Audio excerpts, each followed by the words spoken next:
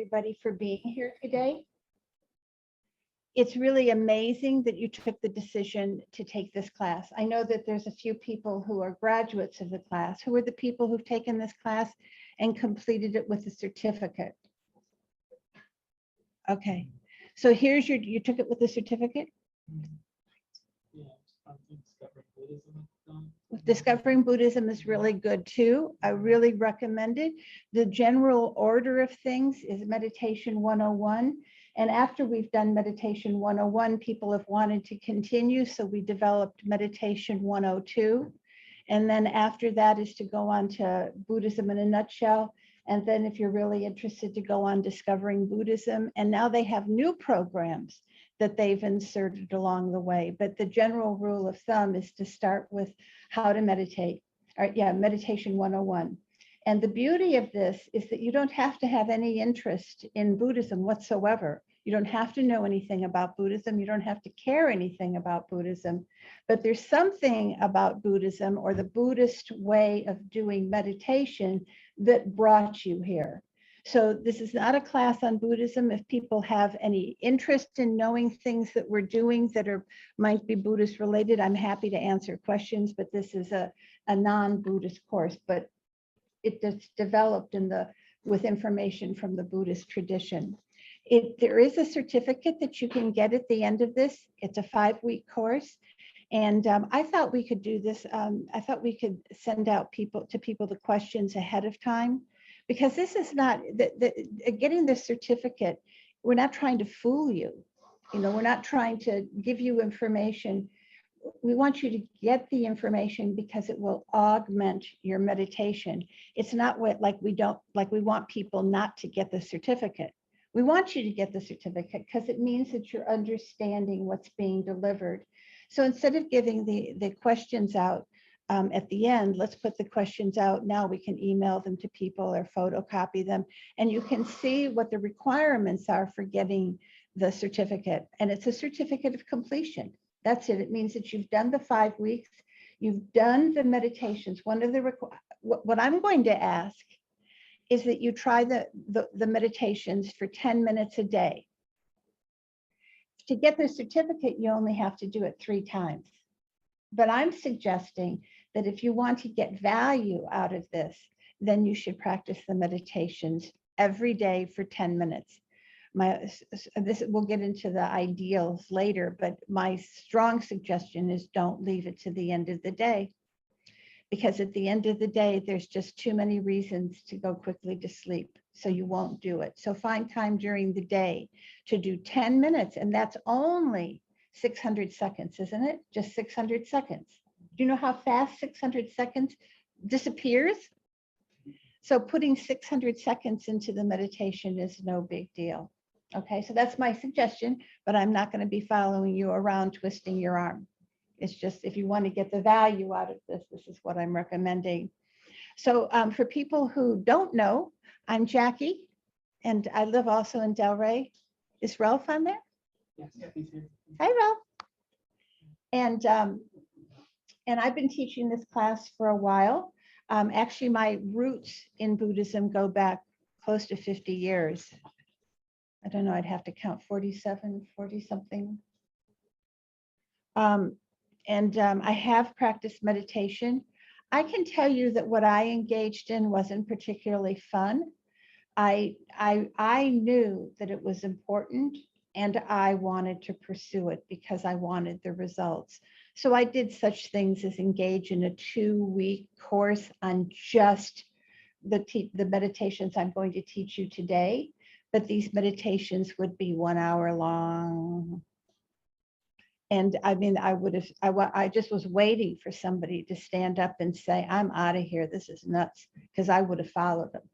But nobody did. So I had to just sit in my seat and try for 1 hour to count my breath. But the value is from this kind of discipline, it's like anything else. If you've got anything in the world that you're good at, I am going to bet you were good at it the very first time you tried it. I'm going to bet that the very first time you did it, you weren't a professional. Anybody in here who's got something that they're halfway good at and the very first time they tried it, they were excellent? No, because it takes time to learn something. So with meditation, in my perspective, meditation, the result of meditation was so what I wanted that nothing was going to stop me, because I had a mind that was obsessive and I had a mouth that would say anything that my obsessive mind was thinking. And this led me into unhappy, uncomfortable situations where I'd said too much, done too much, thought too much, all out of control, like turning on the tap with no moderator to the water coming out. It just came.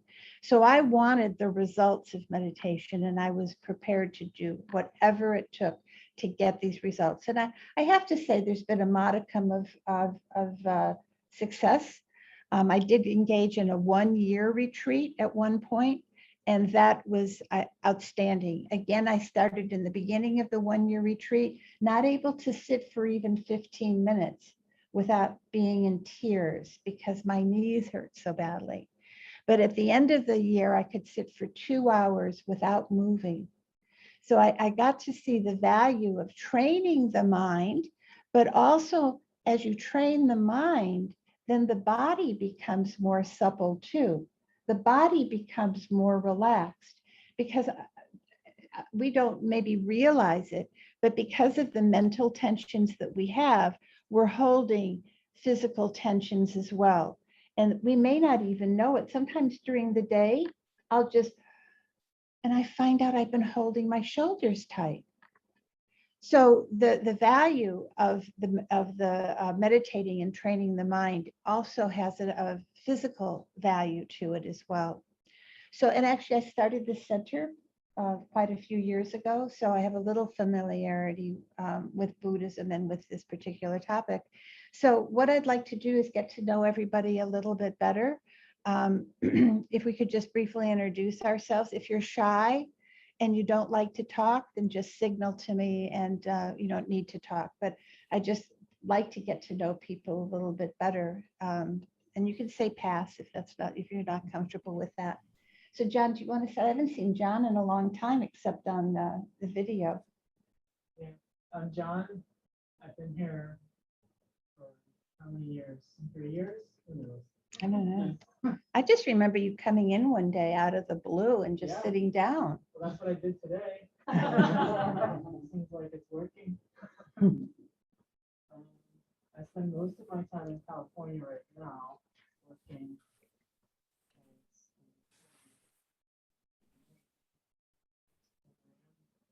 Patient website, so maybe I'll be back if you want to. Okay, and you have some experience with meditation. Yeah, I try my best. Good. Well, I appreciate people that are coming for the second time around, even if you didn't do the certificate. Everybody needs a refresher, and this is your designated time, so that's really excellent. Pablo. Oh, my name is Pablo, better known as Tatiana's husband. As what? I met Jackie. Tatiana's husband. Oh. Tatiana's husband. And I met Jackie when I was first got diagnosed with pancreatic cancer. Jackie, I'm sorry to interrupt, but we really can't hear. Do we need to pass? Excellent all the way through. And I'm here in the middle of doing chemo, and I just need some more spiritual and relaxation. It's really worked, and I'm doing very well. Okay. Sorry, Patty. Okay, we're gonna pass the microphone around Oh, so the okay. people on Zoom can hear. All right. So I want to say just one thing that Pablo said. He said that because he has some health issues, that he's looking for a little relaxation. So if I don't get to that topic of relaxation, please bring me back to it because it's important. Do it over. Just quickly. Okay, Yeah. my name is Pablo. I first met Jackie when I first got diagnosed with pancreatic cancer. She has been my spiritual aid, a confidant that helped me out through my journey. Right now, I'm in the chemo stage. I plan to be here many, many, many more times. It's pretty enlightening and helpful for what I'm going through and for life in general. I believe you need that. So thank you. That's right, your wife. Oh, Hi, my name is Tatiana.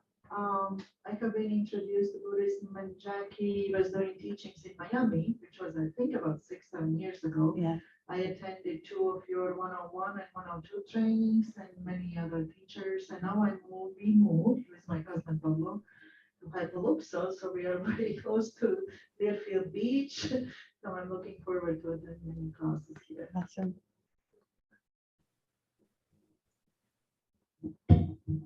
Well, I'm Steve, I've been here coming to Tunga for 1 year before the COVID started. And that's my second time for the meditation course. Meditation has made a good improvement in my life.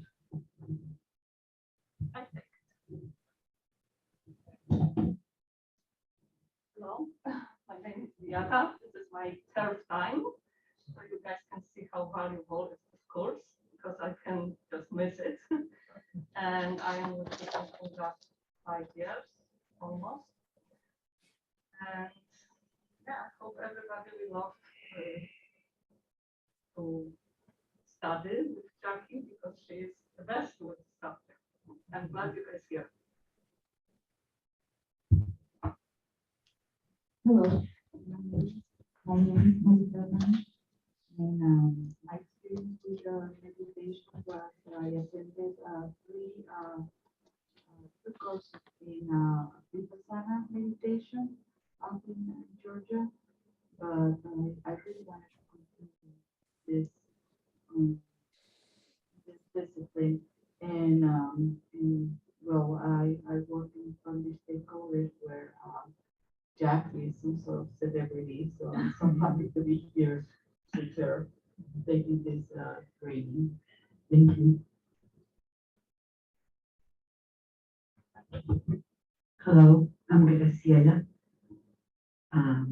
This is my second time taking this course. I'm very happy to be here. And I've been taking for 3 years. I can't believe it.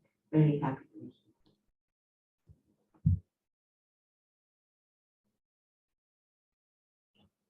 Hello, everyone. This is Anthony or Tony, and I've been coming to Tupinkuling for a little over 3 years now. When I first walked in, I walked into a Discovering Buddhism course on emptiness. That was a fun topic, and I've been coming ever since. I'd say I'm an experienced meditator, but I've never taken this course. Oh, wow. So I'm looking forward to it.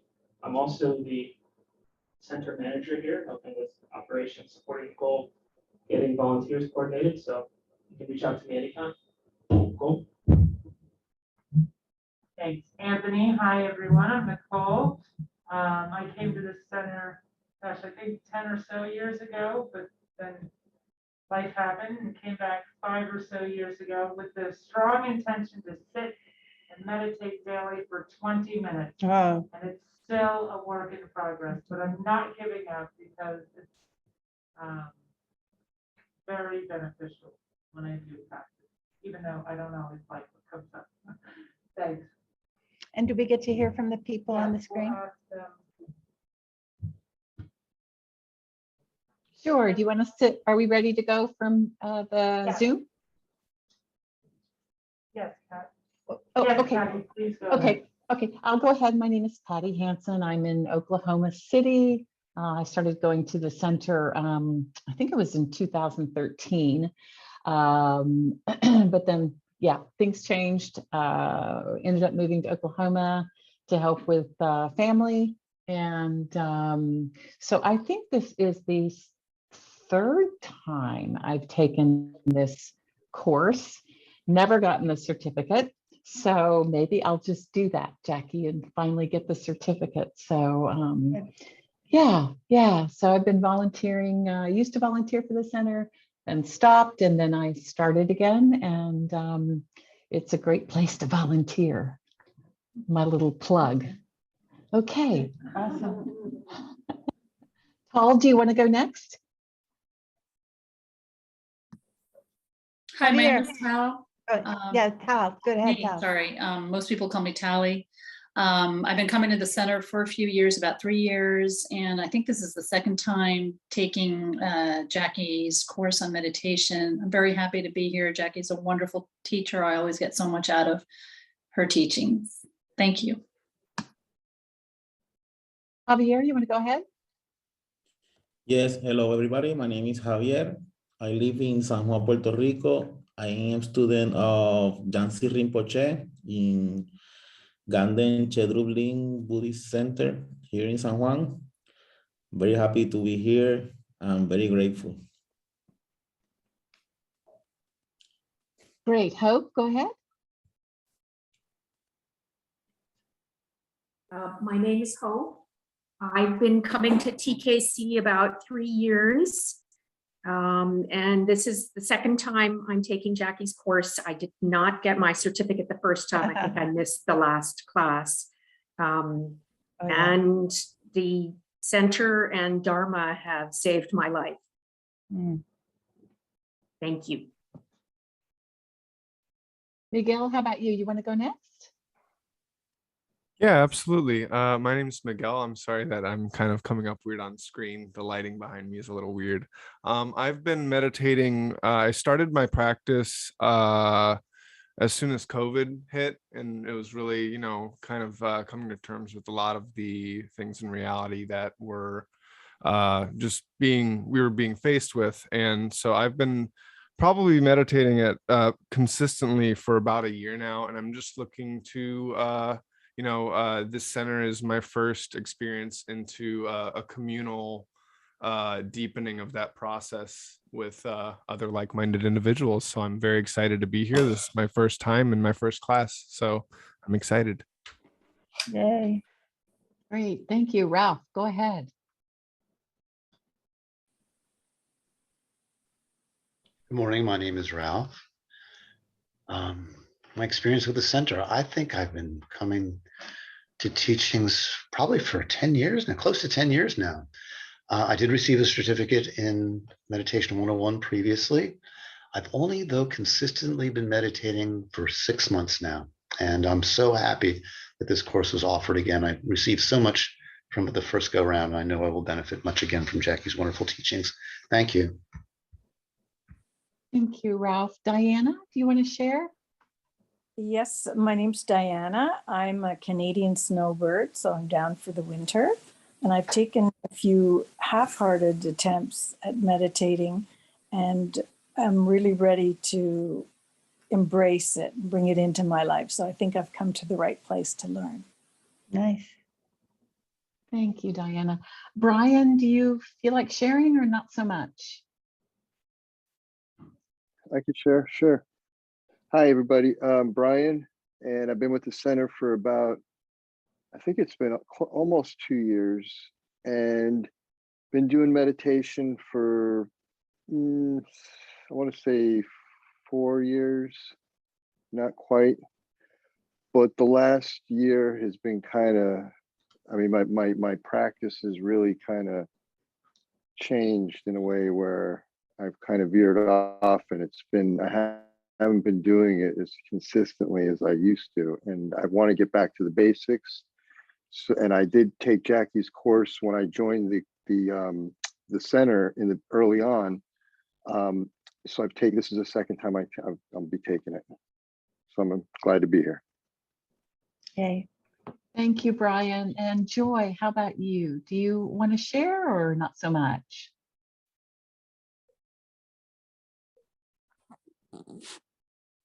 Am I muted? Nope, you're No, good. you're Go good. ahead. Well, I've been coming to about 5 years to the monastery on and off, when I'm here in the winter. And I thought I would join today's class. I just came a couple of minutes late, so I don't really know what you're doing, but here I am. Well, welcome. And I think that's all of us, Jackie. Thank you. Yay. Very nice. Very nice. It was really great to hear a little bit about people and why you're here. Somebody mentioned something that I want to say. If you want the certificate, you have to attend all the sessions. So get yourself out of bed every Sunday. That's the first step. Okay, so what we're going to do, and thank you everybody for introducing yourself. We appreciate it. We're going to jump right into a meditation, and then we're going to talk about it afterwards. So I am going to explain Okay, so I want to do one thing first. This is actually intended to be a 2-hour class, and the components of the class are me talking, explaining things, doing the meditation, and then time for discussion. This program has been set up for an hour and a half with the idea that 21st century people don't have enough time for 2 hours. So we're really happy to hear from you at the end.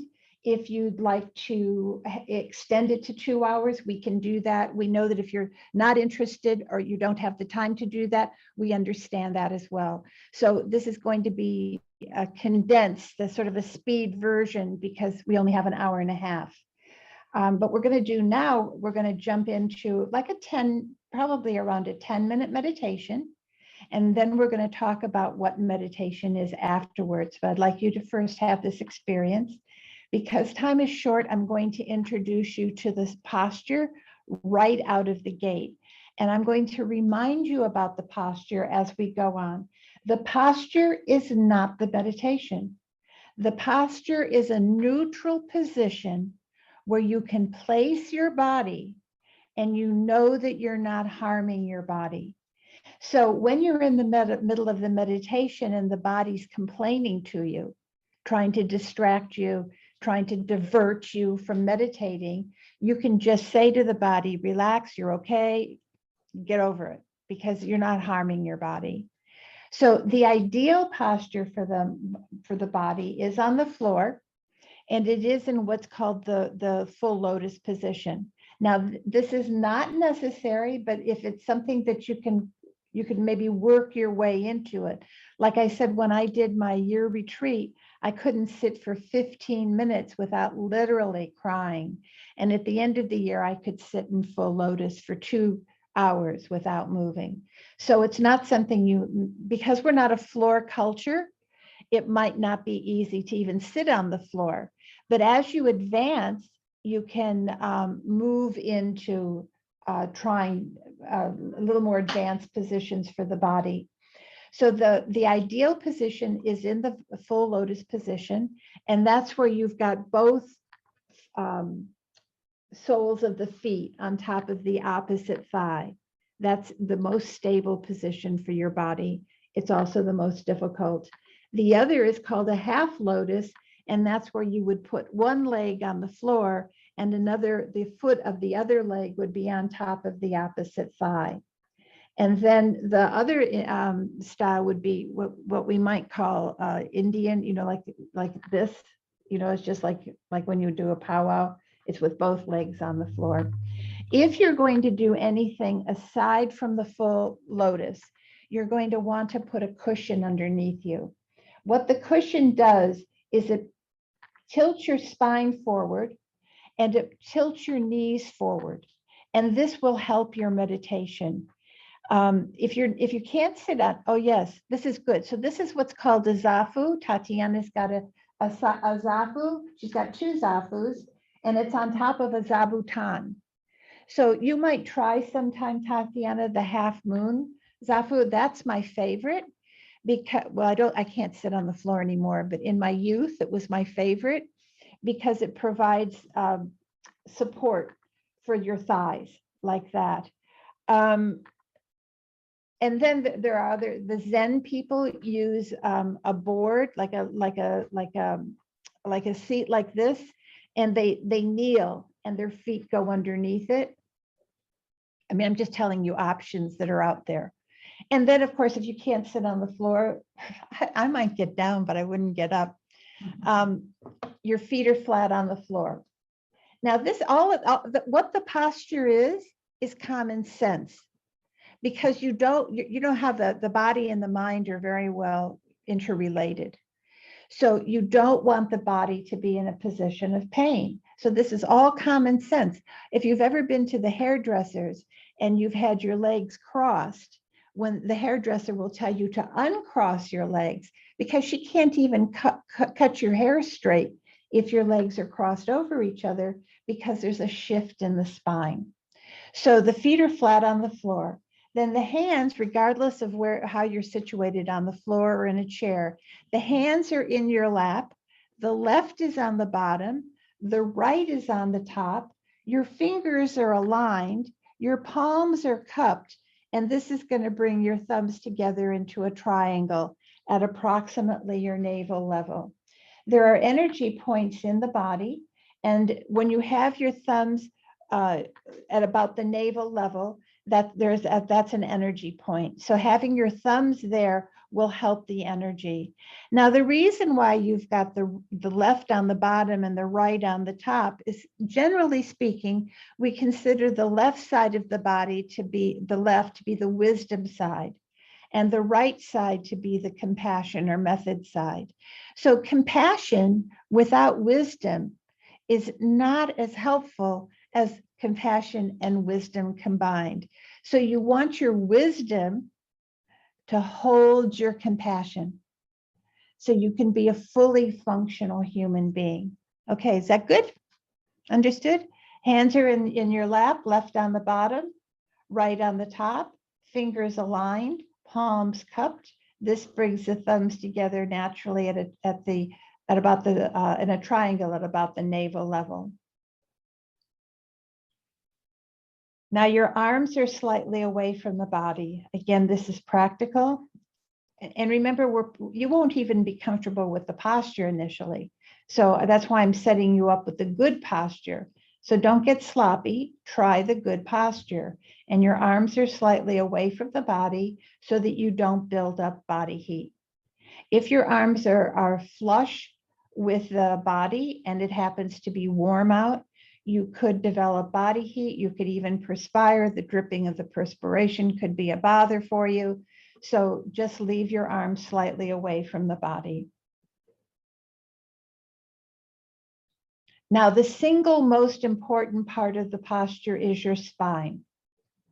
So even if you can't do any of the other things, you want to have a straight spine, but straight but not rigid. So you can imagine that your spinal column is made up of golden coins. I always like to introduce light. So instead of just saying building blocks or coins, think of golden coins. Because when you think of light, things that are light, it helps bring that into your inner being. So imagine that your spine, your vertebrae, are golden coins stacked nicely and neatly, one on top of the other. There's a little slit between each vertebrae. That means it's not rigid. It could be that it could be moved in different directions because there is that space between the coins, between the vertebrae.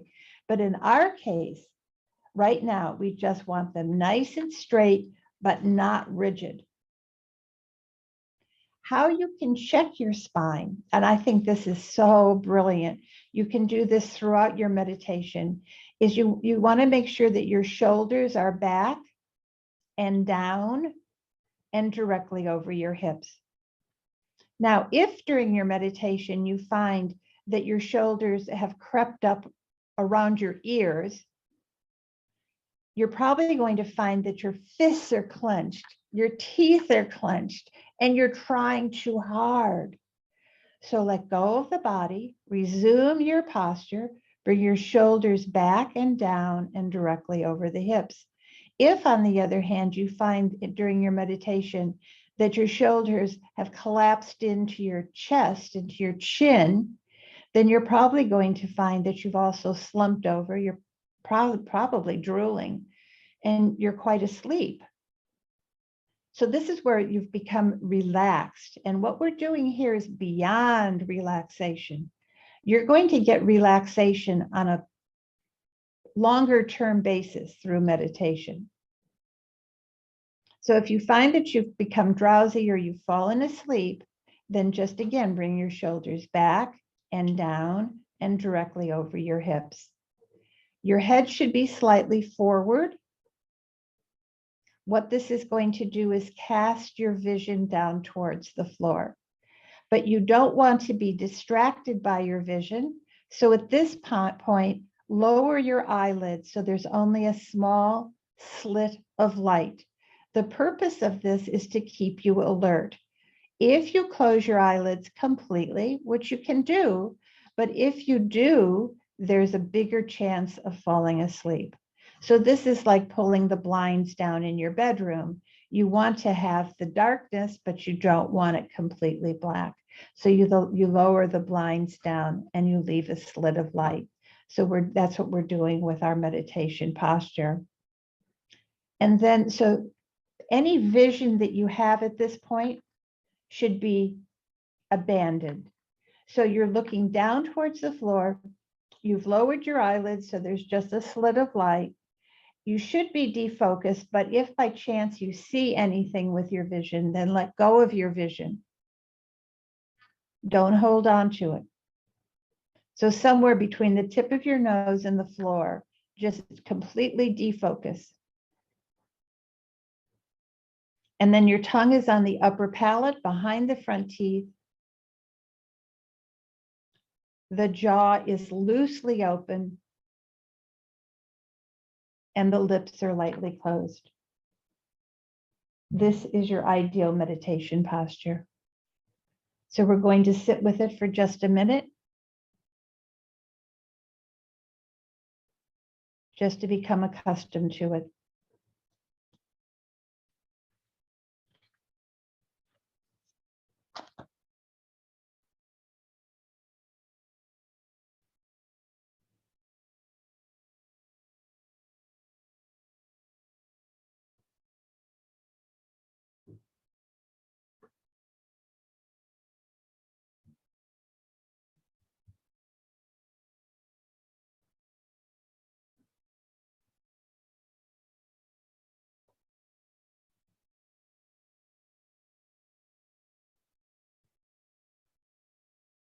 So if the meditation posture is uncomfortable, it's simply because you're not familiar with it.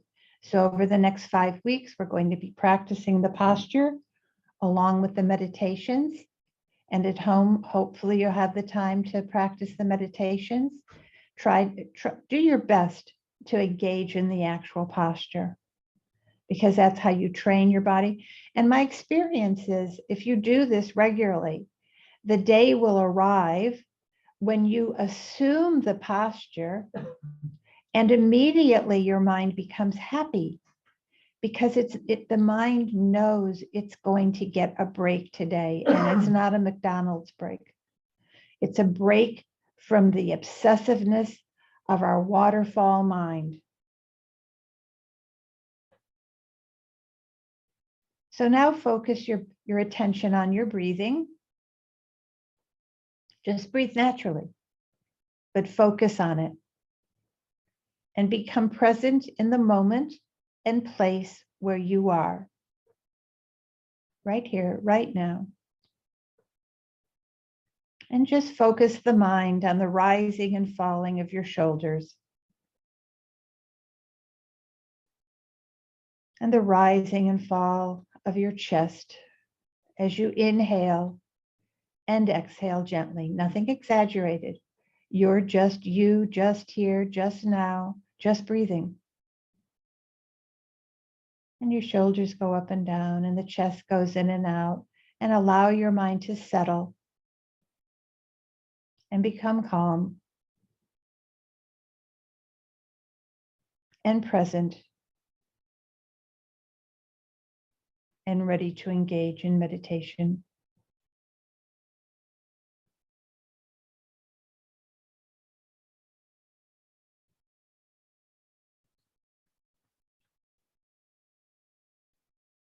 So the first step in your meditation is to develop your motivation.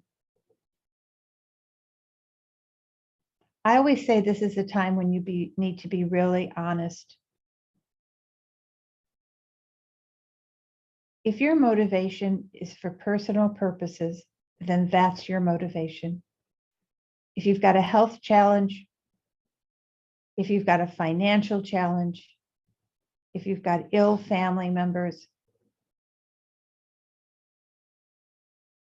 if you're struggling in any way whatsoever, and that struggle is causing you tension, causing you to be irritated or harsh, that's your immediate situation. So identify why you're here, why you're engaging in this meditation. Make it really tasty, something that's right there for you. But then step it up a notch. And then think, yes, you have your own challenges and you're here for that purpose. But the fact is, you are also meditating, not just for your own individual benefit, but you're taking the time now to meditate and develop your mind to become a kinder and wiser person. That is what meditation will do. Is it gives you the place and the space to become kinder, wiser. And when you do that, not only are you taking care of your own problems, it's not that you can cure your problems with meditation. It doesn't mean that meditating is going to remove your health issues or your financial issues or your worries or concerns. But what it's going to do is make your mind more capable of handling whatever comes your way, whatever it is.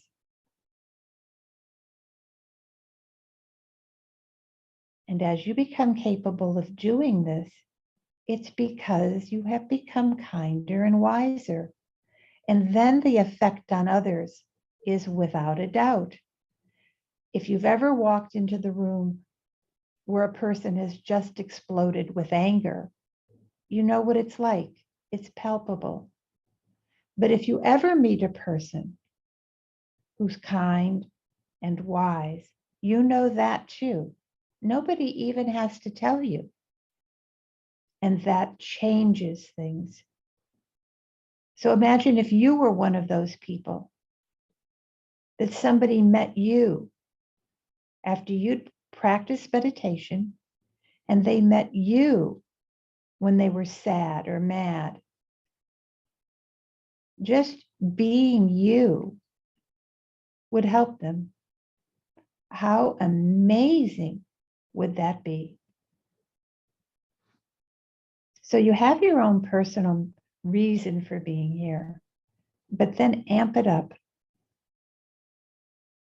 and take it into the higher realms of being able to benefit others. And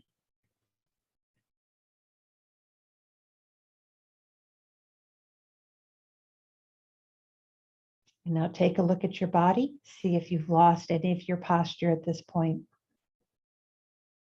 Just check it out. Check out your lower body.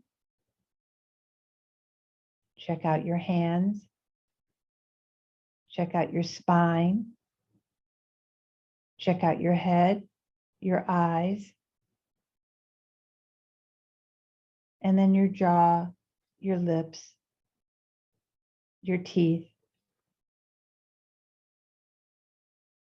And again, the most important part of your spine, of your meditation posture, is your spine. Make sure it's straight and erect. It's in this position that you can be awake and aware, but not stiff or rigid. And now focus your attention on the lowermost point of your body, where your body is in contact with the earth. Feel the substance and earthy character of your body. Concentrate for a moment on that contact, on the weight and substance of this physical form. And then pay attention also to the character of your mind, your consciousness, while it's focusing on this lowermost point of your body. At that point where your body is in contact with the floor, or let's call it the earth.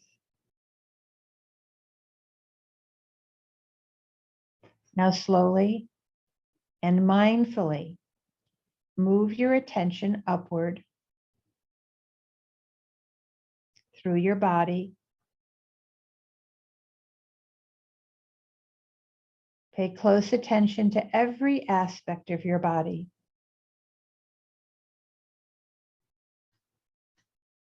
Your physical sensations. Note areas of tension and then relax them. Note sensations of coolness or warmth. Note places where one part of your body is touching another, and move upward through your legs, your hips, your hands in your lap. Note the curves of your body silhouette. Move upward, your belly, your waist, the curves of your arms. Continue to move upward, the rising and falling of your chest with your breathing, the curves of your shoulders. And keep moving upward, slowly, mindfully, savoring your experiences.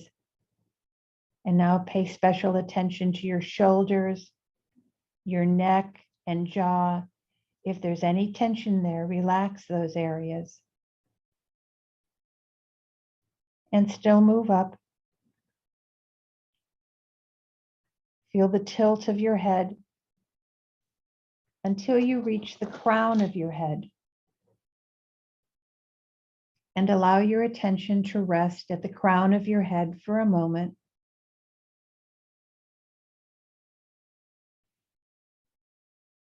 Pay attention to the character of your mind, your consciousness while focusing here.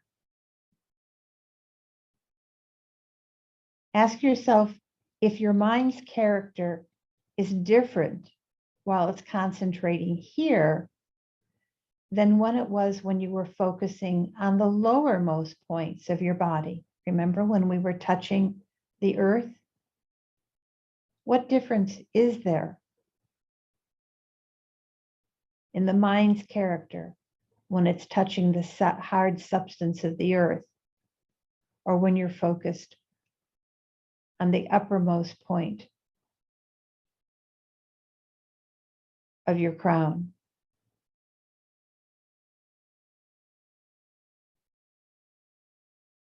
And now slowly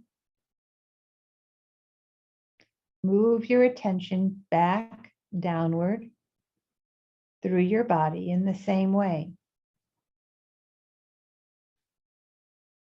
Move slowly, mindfully.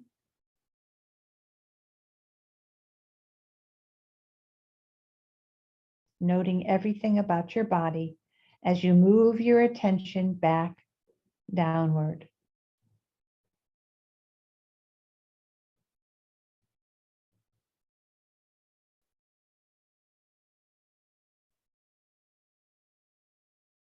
Bring your attention all the way back down to the cushion or to the floor where your body is in contact with the earth.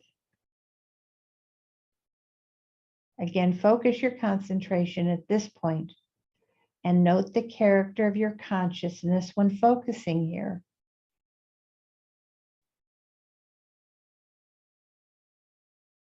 Again, note the nature of your mind state when concentrating here, and any differences from your mind state when concentrating at your crown.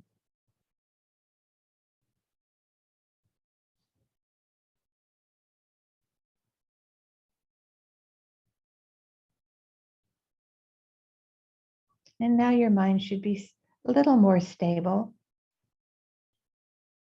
And instead of focusing directly on the body, let's focus your attention on your breathing.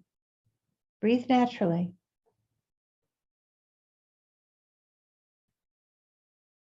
just focus the mind on the rising and falling of your shoulders and your chest as you inhale and exhale gently.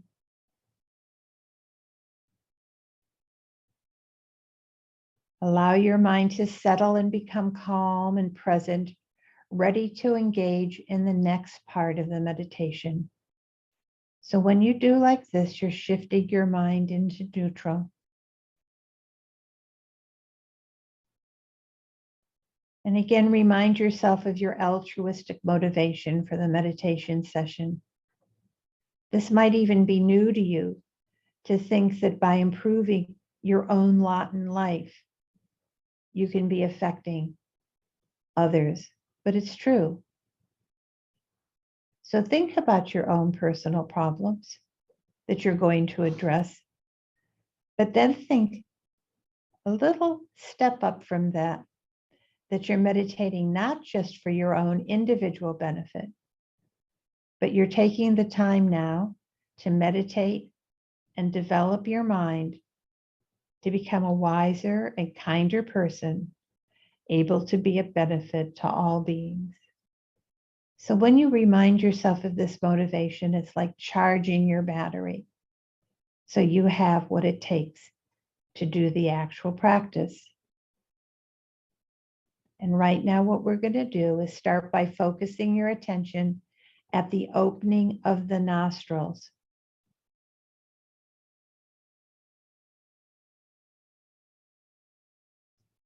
So now you're going to pay attention to the very subtle sensations as you breathe in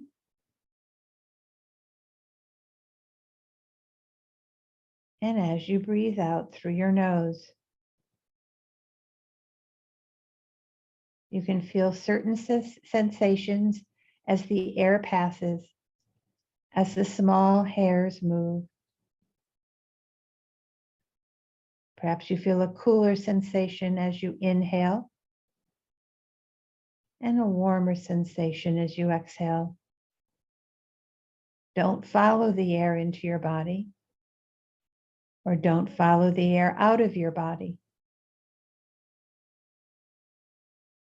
Just place your attention on the sensations associated with the breath at the opening of your nostrils.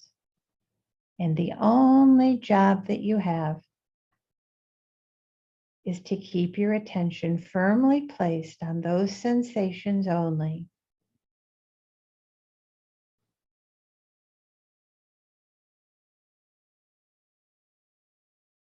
As you inhale and as you exhale, mentally count each inhalation and exhalation together as one unit. So you inhale, you exhale, and you count the unit 1. You inhale, you exhale, you count the unit 2. So count from 1 to 10, experiencing only the slight sensation that occurs at the bottom side tip of the mouth and nose. Count from 1 to 10, concentrating on those sensations.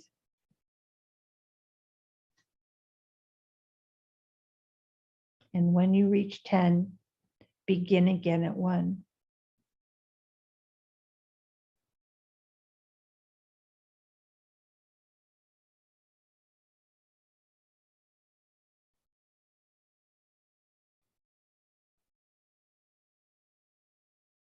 Now, if you become distracted, if the mind wanders to other things and moves away from the point of concentration, where you experience the very slight sensation of each inhalation and each exhalation, if you lose that, then start again at 1. Don't just keep barreling through to 10, thinking nobody's watching. Nobody's watching, but you're watching. And the fact is that even if you never get past 2, it's not a problem, because that's what this exercise is about. The point is to train your mind to focus on one point only, And this concentration can take some time to attain.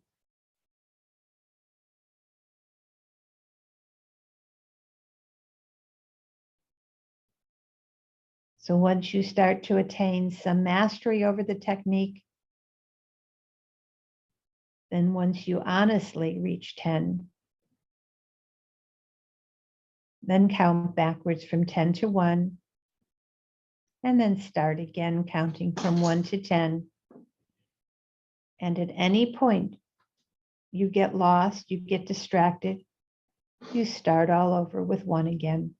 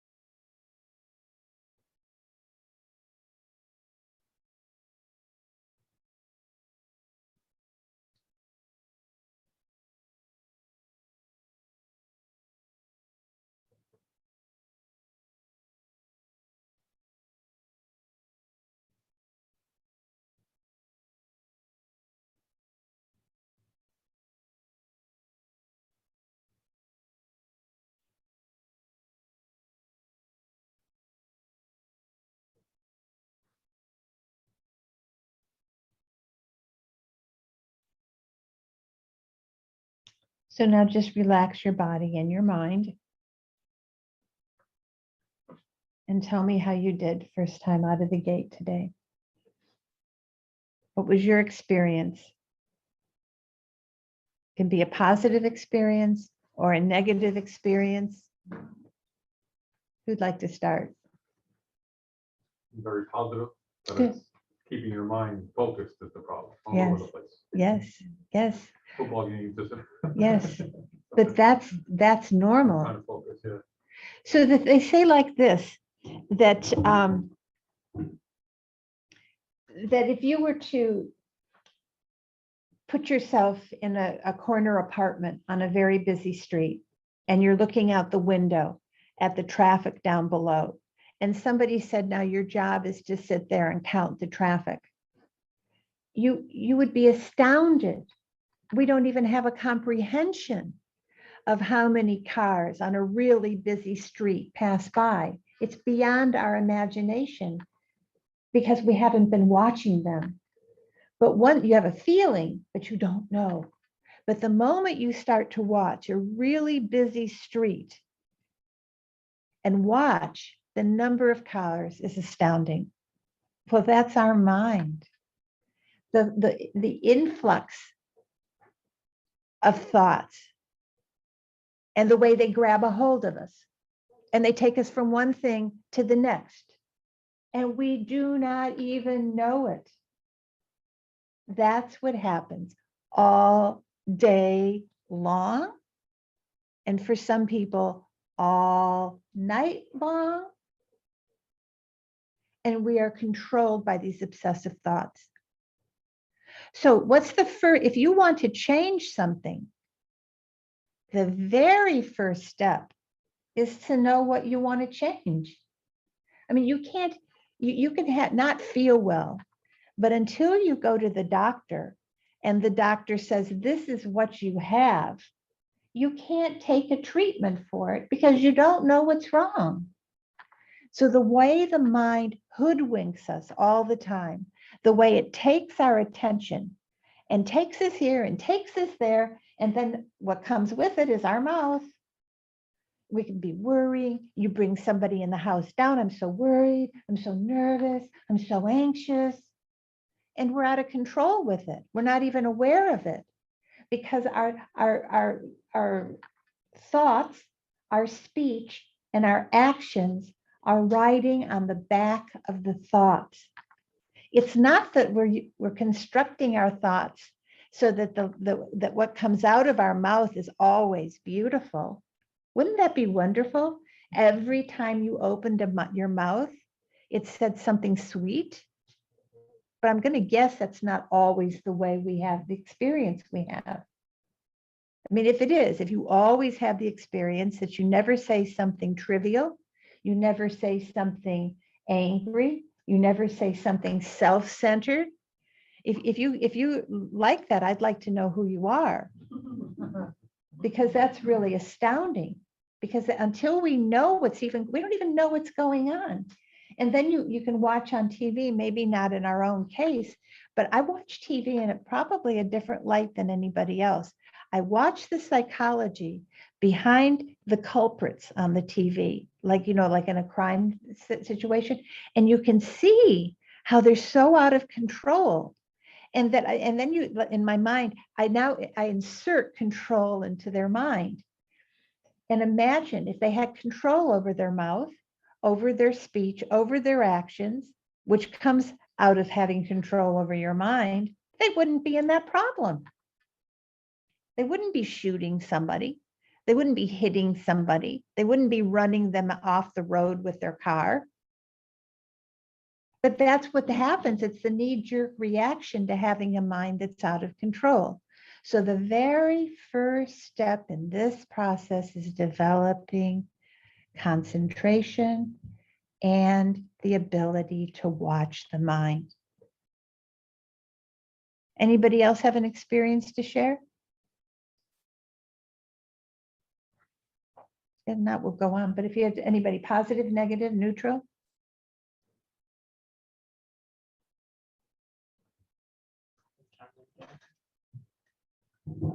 Okay, so did somebody have something? I was just going to say that Oh, nice. I don't incorporate body scans that often, but I really found that it helped with my concentration as I Awesome. scanned through and Awesome. prepared me for the exercise of counting the inhalations and Yes. exhalations. Yes. Yes. It's such a simple meditation, but it has such profound results. But so now we use the word meditate. Sorry. No, go ahead. continue. I was just going to say we have two people with their hands raised. Oh, where? Miguel and Brian. Oh, please, Brian, Miguel. Hi, yeah.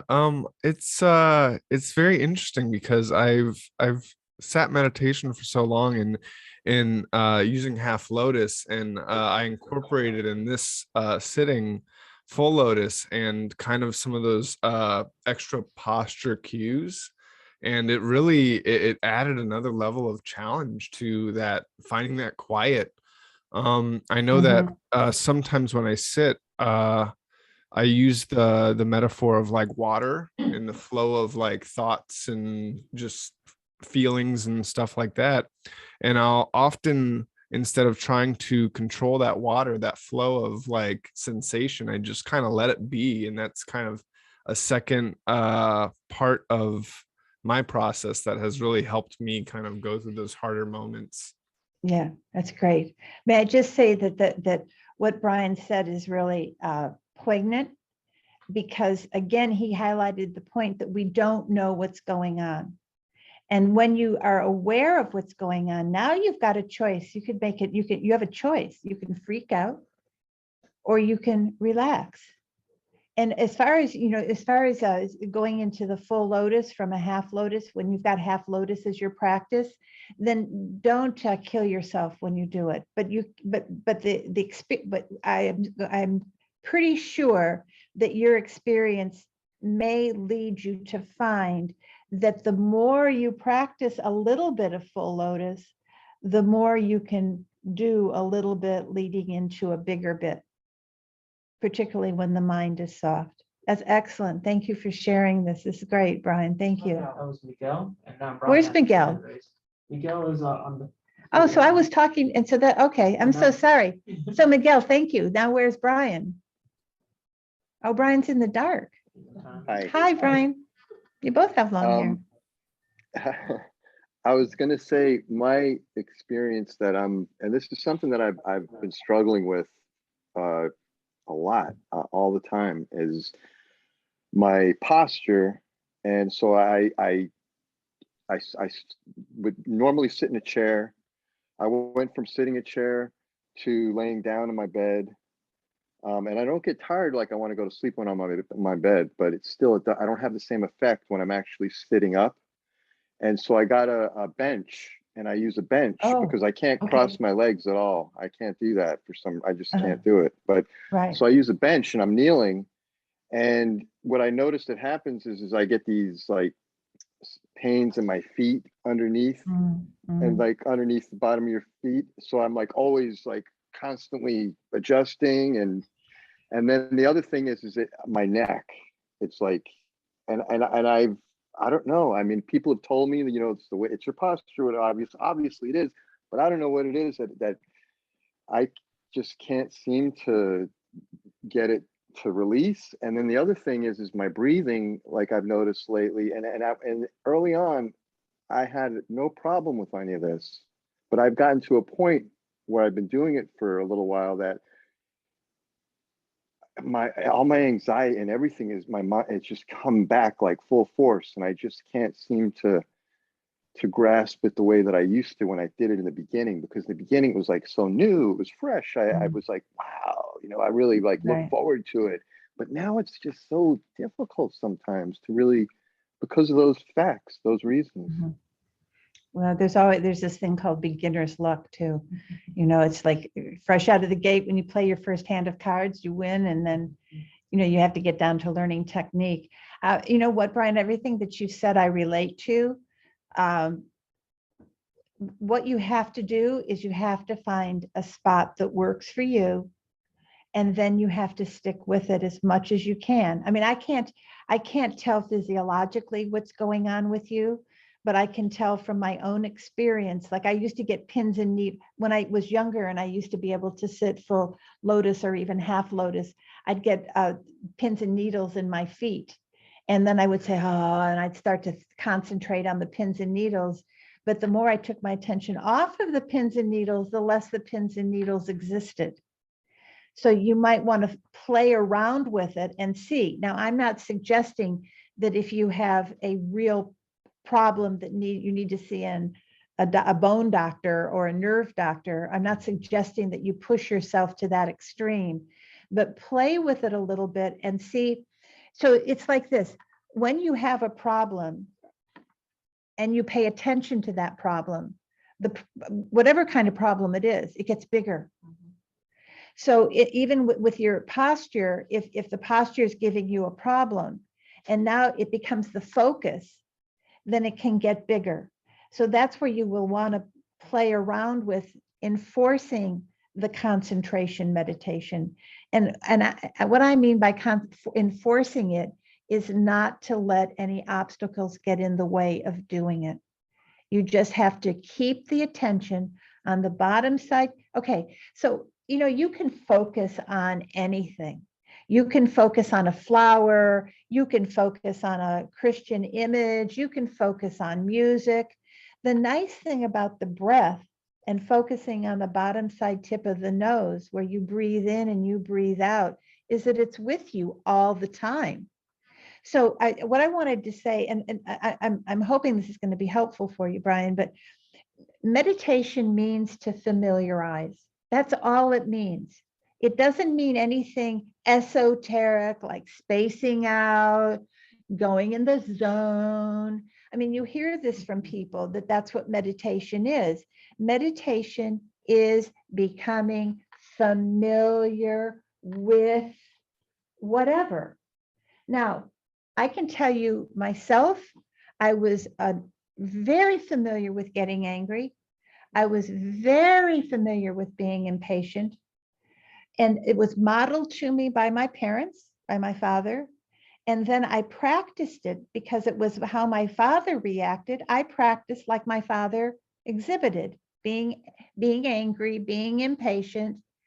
So I got to be pretty good at it. I think my father had a PhD in being angry. I don't think I had the PhD, but I was pretty good at it. So if you check up, I think each of us is going to see that we've really good at something, that we've really familiarized ourselves with something that doesn't have a good result. And so when you choose to meditate, you choose to familiarize yourself with something that brings a good result.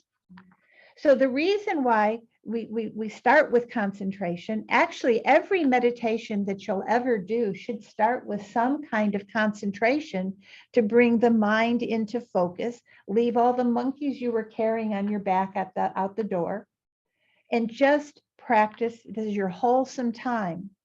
So anyway, getting back to you, Brian, that's kind of going a little bit around in circles, but my suggestion would be if you've got a real physical condition, then you should get it checked out. If it's because the mind is using all sorts of excuses to distract you, then don't let it. You've got to, like, I would suggest going through it.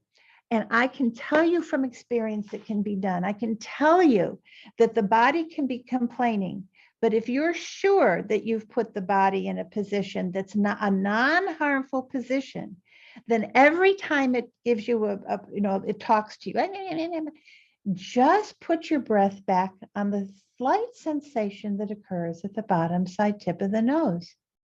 And as I said during the meditation, you may have to return your attention to the very first step of observing the slight sensation that occurs at the bottom side tip of the nose every second. You might have to do that. But now it's training, it's training the mind to go in a new flow. And again, my own experience is if you do this and you do this with diligence, that when you sit down one day, your mind is going to be so happy because the body has taken the posture. So play with it and see. This is your challenge, is to play with it and see. I will. Thank you very Yeah, much. and anybody can contact me anytime. You can get my number from Nicole if you want to email or get together or whatever. I'm happy. Did you have something to say? No. Okay, so where were we? Okay, so I want to go back to this, what meditation is, because this is really critical. That, we come into this class, meditation, we see it advertised on TV. And the person's in outer space. Well, the person's only in outer space if they've created the cause to be in outer space. If they're the same person just sitting down going, they're just the same person sitting down going, So the point is that you need an object that you focus on. And then through that object, you become familiar with new ways, new habits. And the very first, I said this already, who remembers what I said? The very first two important things are to learn, to practice, to become familiar with. What are the two things? I said it, but maybe not not loud enough. What? We get comfortable with. Getting the body comfortable is the first step. But when we're meditating, what are the first two things that we're concentrating on? Posture and breath. Posture and breath is the mechanics. But now, when you start to meditate, the two things that you need to develop are concentration and awareness. Those are the two first things. Because we've talked about it in here, that you can have a problem, but until you're aware you've got a problem, you can't do anything to correct the problem. So that's the first step, is to become aware. And I use the example of when you're watching traffic, you're not aware at how much traffic is going by. You say, oh, there's a lot, but you don't know the quantity of it until you start to count them. And then you go, my God, there's so many cars. That's what happens with the mind. Is there's so many thoughts and they just go one after the other. You were saying in that short little meditation, you were thinking about the game you're missing, you're thinking about this, and it just goes one after the other. So in this case, in this meditation, you see it. Okay, so what you do, the dynamics are, the first step is to see what's happening. My mind is over here. Now you take your attention off of that and you put it back on the object of concentration, and it's going to go over here, and you put it back on the object of concentration. And it goes over here, and you bring it back on the object of concentration. And it goes over here, and you bring it back on the object of concentration. And that is the meditation. And it sounds really boring, but it's the only way you're going to change your experience. Because what you're thinking about is your experience. And if you're thinking about, I don't have enough money, I don't have enough food, I don't have a car, it's cold out, you're thinking all these things, what happens? That's your experience. Problems. That's all you see is problems. So now we're not labeling them, we're just bringing our attention back, and we're training our mind in the process of concentration. So how wonderful would it be if we could take our mind and put it where we wanted it to be and it stayed there? But that's not our habit. Our habit is for whatever's bothering us to take our attention. And it's like licking a wound. It gets worse. So now you put your attention back on your object of concentration. And so concentration is like this, like a spotlight. You're just here. Just breathing. Awareness is like what do you call it? One's a laser, and what's this one? No, it's like the laser. I guess concentration would be like the laser. And then what's the one that gives you a full view? Array. What? An array. Yeah, you get the full view. So now you've got concentration, but with awareness, I call it the mental spy. That's actually what we were taught years and years ago, and I don't hear it being taught now. So there's this little part of the mind called the mental spy. So while you're doing your meditation and you're concentrating on the slight sensation that occurs at the bottom side tip of the nose, every time you breathe in and every time you breathe out, there's this little piece of your mind that's watching to see if you're being honest. Are you really there, or are you at the sports game?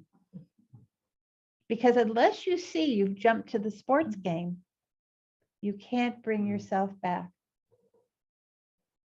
So meditation is familiarizing yourself with habits that will bring you a good result.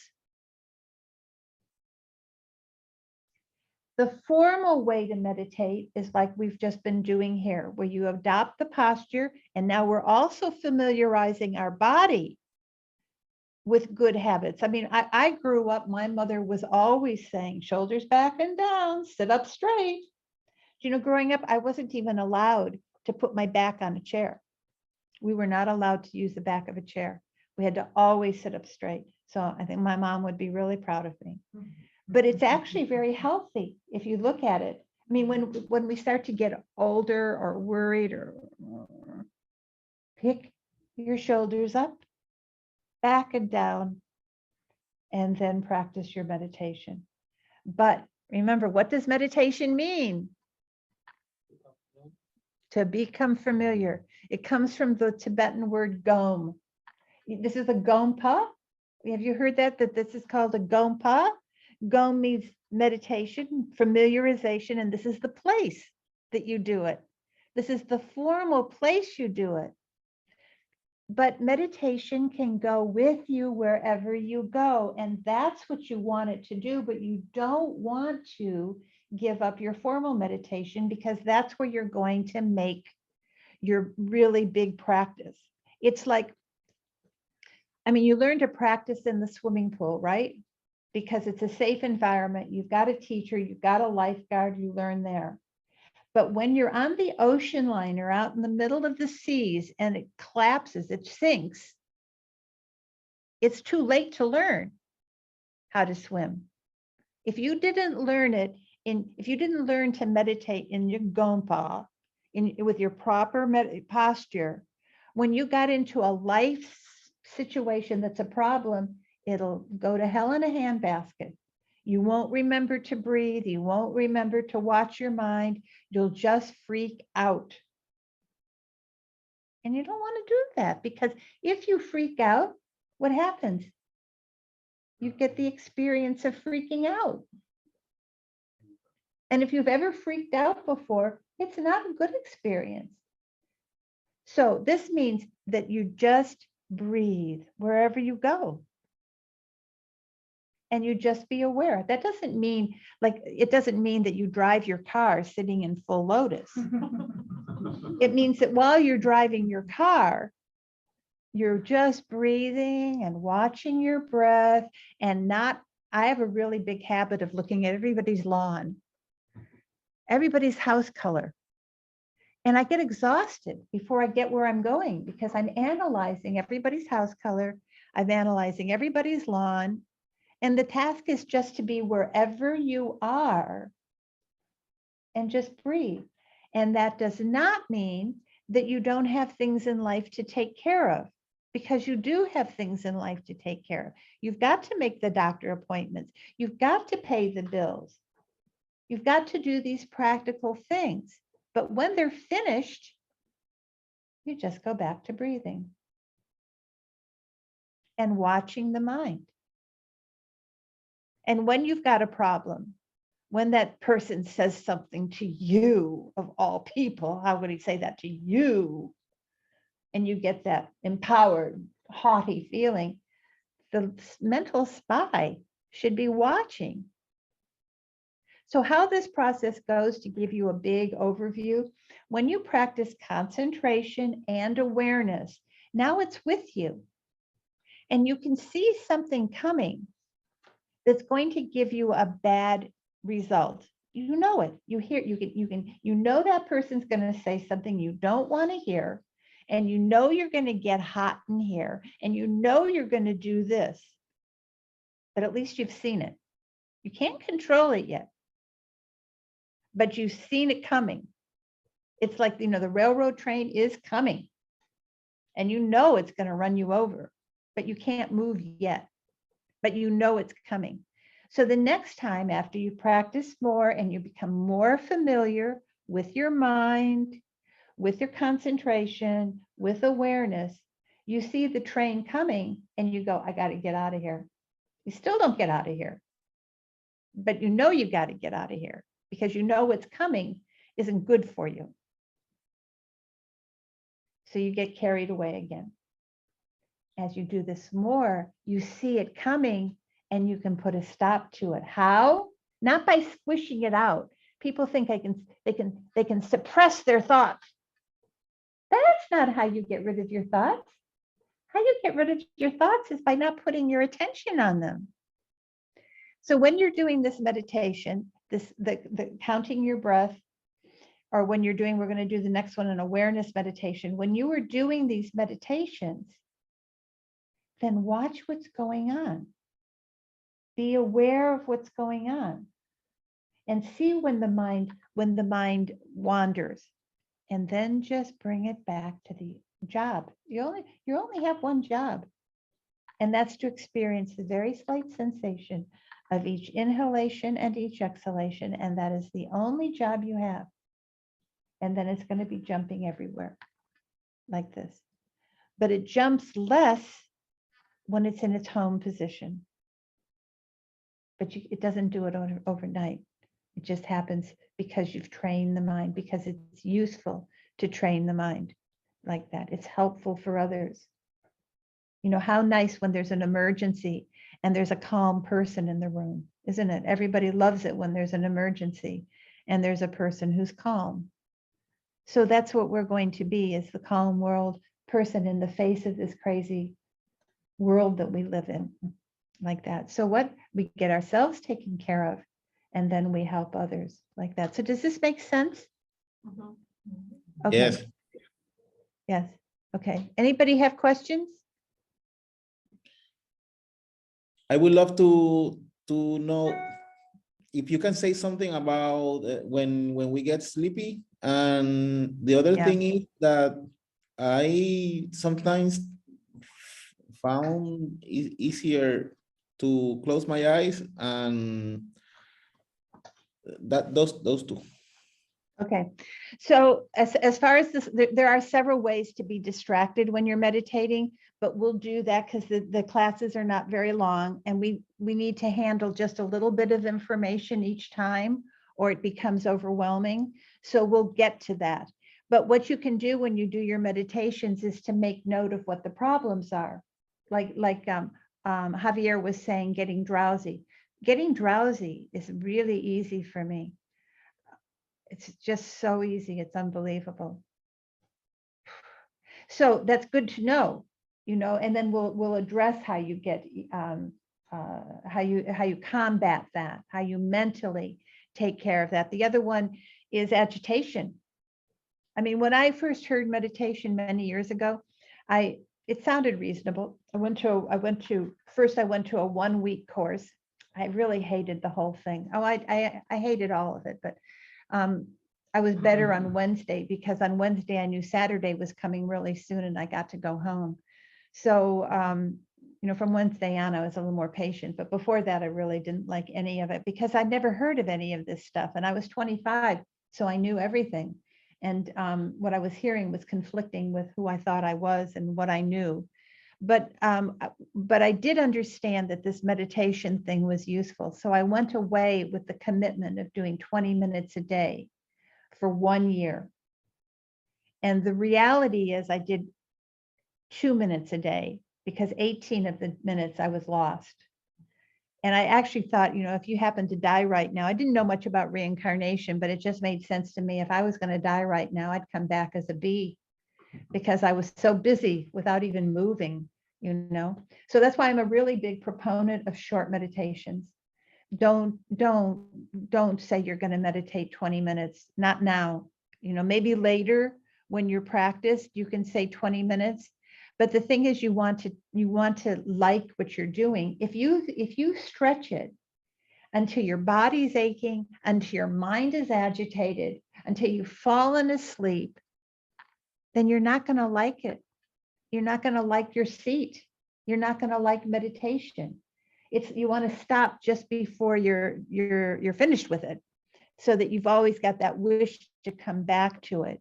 So Javier, is that okay to talk about the how to combat the problems at another occasion? And did you Thank ask you. a second question?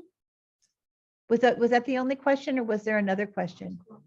No, that's Oh, okay. okay. I think Tali has a question too. Okay, well, I just want to address this closing the eyes thing. Yeah, right. I mean, that's what we just try it. Try it for this 5 weeks. Try it with just the slit of light, because that's one of the antidotes to being sluggish. Okay. Okay, so Patty. Who? Tal. Tali, go Yeah, I ahead. have the same question as Javier. Drowsiness is a big problem. And one of the things I've done is just meditate with my eyes open, and that has Oh, helped. yeah. Okay, But so thank if you're in the middle of a meditation and you really feel this veil of fog coming over, I mean, I do, yes, I agree. I mean, open your eyes. Don't just open them, but open them and pin them to your eyebrows. That's one of the antidotes, actually, is to do like that. And that's where you have to learn to be your own. We always say you have to become your own psychologist, but you have to become your own doctor too. I mean, you have to be like a doctor, and you see this veil coming over you. So now and sometimes you just have to get up.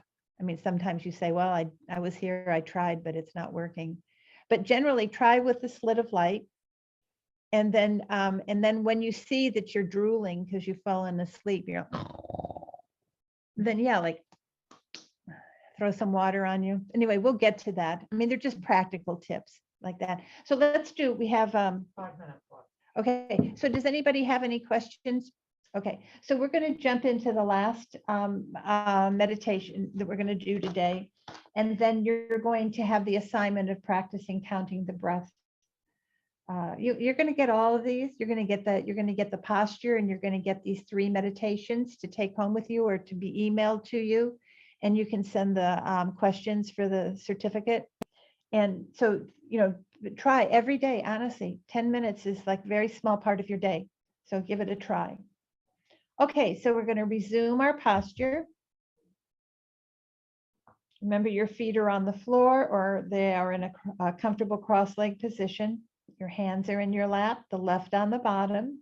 That's your wisdom. The right on the top, that's your compassion. Your wisdom is embracing your compassion. Your fingers are aligned, the palms are cupped.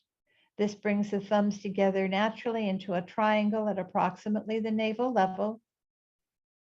Your spine is straight but not rigid. imagine golden coins stacked one on top of each other. And again, if you put gold in your spine, brilliant gold in your spine, that's another technique for not falling asleep because you're lit up from the inside out. Your shoulders are back and down, your head is slightly forward, your eyes are slightly open. Any vision that you have is defocused. Your tongue is on the upper palate behind the front teeth. Your lips are lightly closed and your jaw is loosely opened.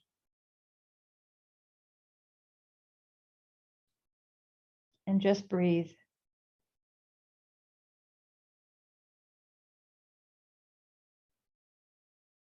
Just do the counting of the breath. Breathe naturally.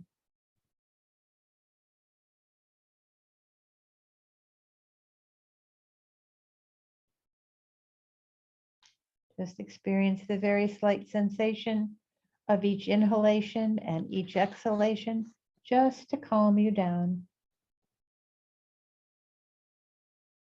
And then remember your altruistic motivation for the meditation session. This will be my third reminder because it takes being reminded that we can do good for ourselves and actually change the world.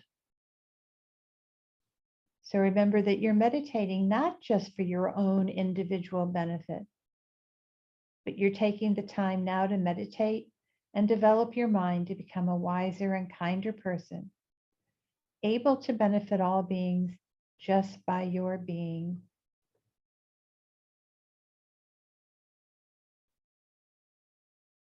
And then we've just been breathing.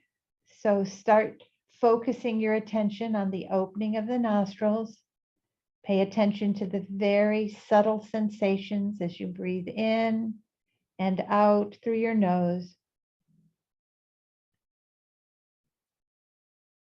I'm not making this up. There are little tiny, fine hairs at that bottom side point of your nose where you breathe in and out.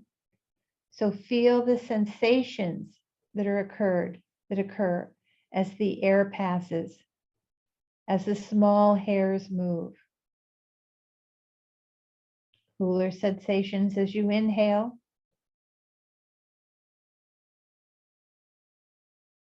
Warmer as you exhale. Don't follow the air into your body. Don't follow the air out into the surrounding environment. You just have a very simple job of experiencing the very slight sensations that occur at the bottom side tip of the nose every time you breathe in and every time you breathe out.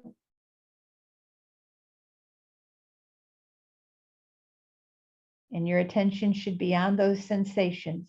That is your only object of concentration.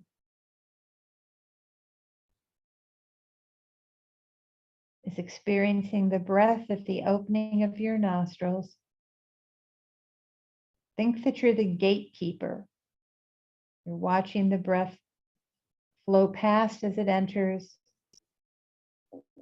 and flow past as it exits. Keenly observing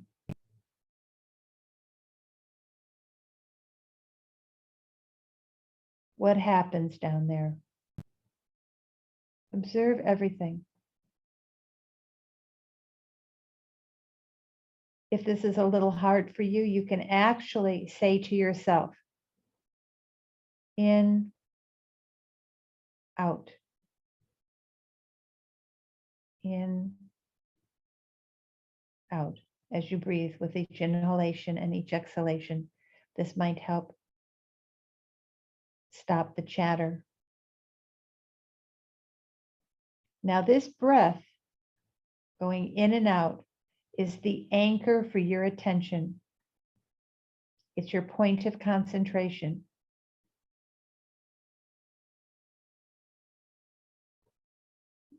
If your mind is especially scattered today, And if you're heavily distracted,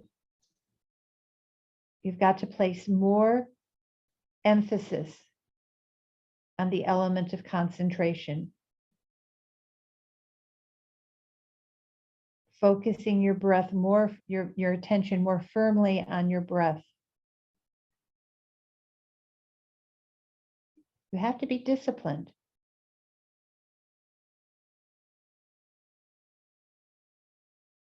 Because distractions are normal. Your attention may be distracted by a thought or by external sounds or sensations in your body. Like you could have an itch or a pain. As soon as you wake up to this and realize that it has happened, simply take note of what's just happened. If you had a thought, like going to the game or going shopping or eating, just think, just label it, thinking. At this point in time, don't go into the fine details of the thought, just label it, thinking. Or if you're getting itches, just label them sensation and then take your attention off of them, label them, take your attention off of them and put your attention back on the object of concentration. Don't get upset or disturbed. That's creating tension. Don't judge. You're not the world's worst. Don't even go there. Don't let that thought enter your mind.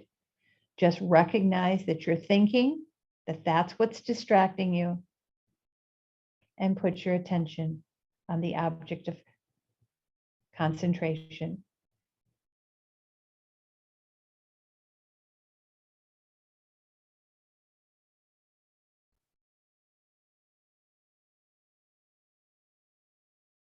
Just a few seconds more of deep concentration on the sensation of each inhalation and each exhalation.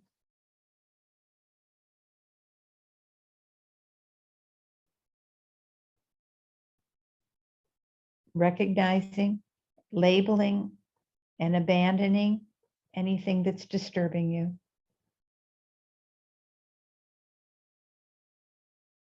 Just let it go.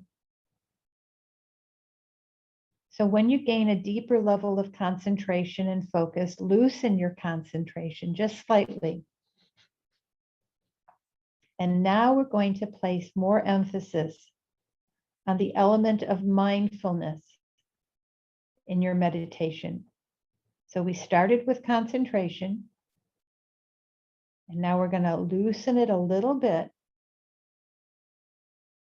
And now your only job is not the experience of the sensation that occurs with every inhalation and exhalation. That's going on. But now be attentive and observant of whatever comes to notice. Regardless of whatever it is, don't identify with the mental elements arising. Simply observe them like a tourist. That's a really good analogy because when you're a tourist, you don't go with every interesting person you see. You observe them.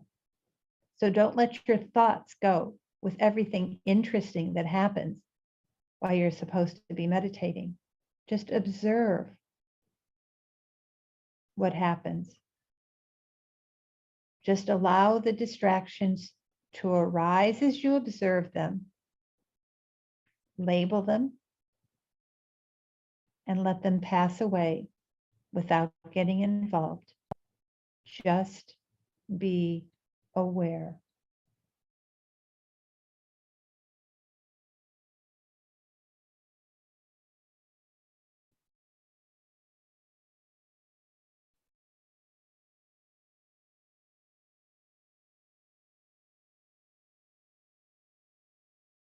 And this is the meditation.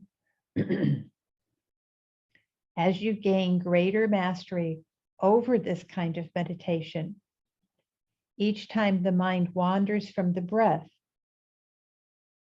begin to note specifically how and where it has wandered. So now instead of just labeling it, thinking, now actually have the magnifying glass on it so you can see that you're remembering the past. You're thinking and you're fantasizing.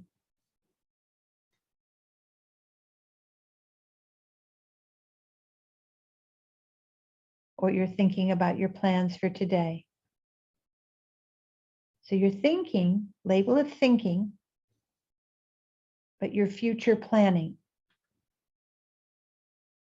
So you can start to see what kind of thoughts tend to attract your mind's attention. So this is like, I always call it inner scientific research. We're learning ourselves.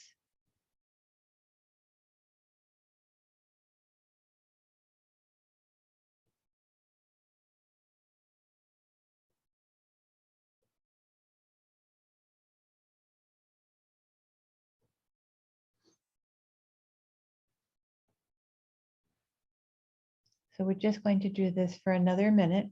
Remember, your object of concentration is to experience the very slight sensation of each inhalation and each exhalation. And that's the only job you have when you're practicing concentration. When you feel that the concentration is pretty stable, then you relax the concentration. And now you've taken the laser away and you're using the floodlight to see the content of the mind. But you're not going with the content, you're just observing it.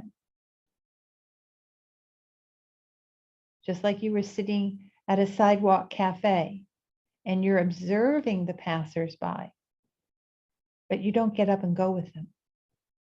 Because once you do that,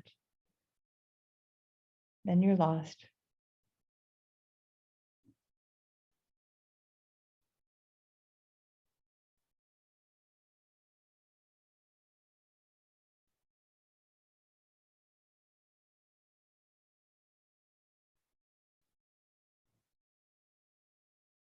So this was quite truncated, but it gives you a taste of this meditation.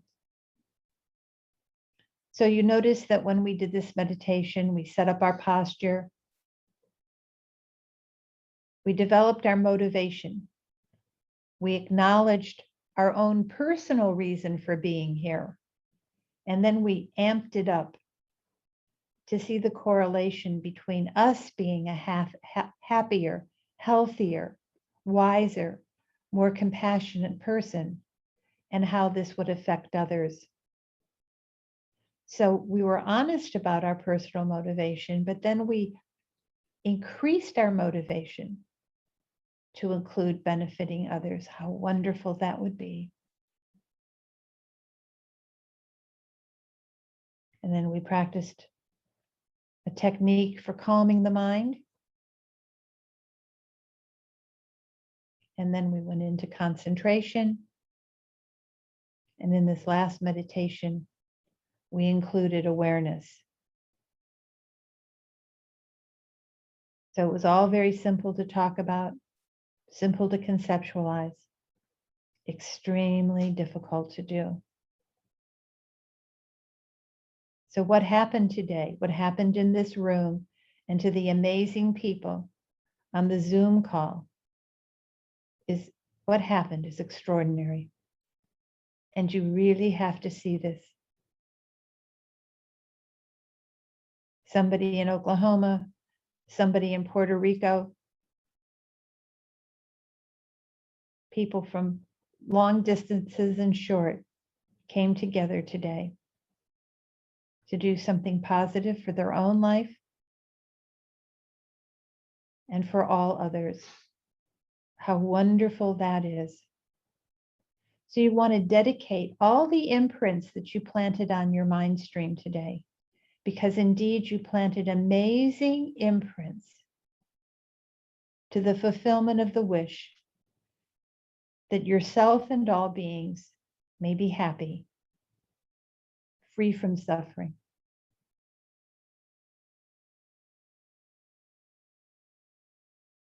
And we did this individually and together. How amazing. So feel a divine sense of pride. This is not a worldly sense of pride that you're a better pole vaulter than somebody else. This is your own personal pride for what you did today. And how extraordinary it is. And how impactful it can be on the whole world just by you taking responsibility for yourself. And let that warm feeling of divine pride that starts deep in your heart, let it radiate out and fill your whole body and mind continuum.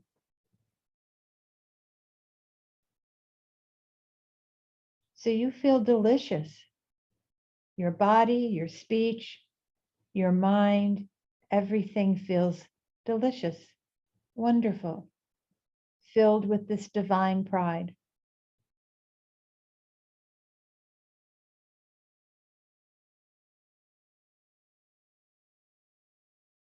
And then without letting go of that feeling, maintaining that feeling of divine pride for the efforts you made today, sealing in all of those imprints.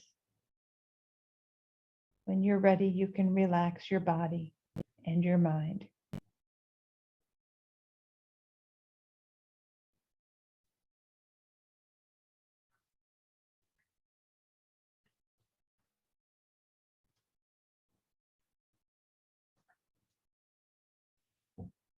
Okay, so thank Yes, you. and just being mindful of time, because I know some people do have to go today early, so we'll just encourage everyone to, reply to the email. Thanks, Anthony. So we will, thank you, Jackie. We will have an email with the meditations from today sent out to you so you can practice from home.